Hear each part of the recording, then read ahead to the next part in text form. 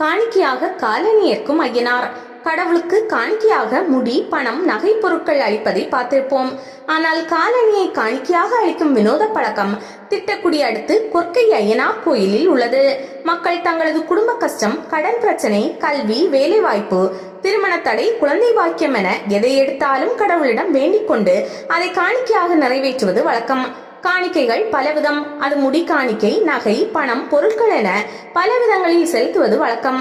ஆனால் கடலூர் மாவட்டம் திட்டக்குடி அருகே உள்ள கொற்கை ஐயனார் கோயிலில் காலணியை கடவுளுக்கு செலுத்தும் வினோத பழக்கம் பக்தர்களிடம் உள்ளது.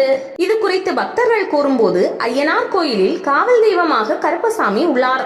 இப்பகுதியில் காடுகள் உள்ளதால் காட்டில் உள்ள விலங்குகளால் விளைநிலங்களில் விளையும் பயிர்களுக்கு எந்த பாதிப்பும் இல்லாமல் பாதுகாக்க வேண்டி கருப்புசாமிக்கு சால்வை காணிக்கையாக அளிப்போம். அதேபோல் கால்களில் வலி, ஏதேனும் குறைபாடு ஏற்பட்டால் அது நீங்க இங்கு வந்து கருப்புசாமியை வேண்டிக் கொண்டு புதிய காலணியை காணிக்கையாக செலுத்துவோம். அப்படி செய்யும் போது எங்களின் குறைகள் நீங்கும் என்பது நம்பிக்கை. கொற்கை ஐயனார் கோயிலில் வெளிப்பிரகாரத்தில் உள்ள கருப்புசாமிக்கு அருகில் உள்ள மரத்தில் காலணி காணிக்கையை பக்தர்கள் செலுத்தி வருகின்றனர்.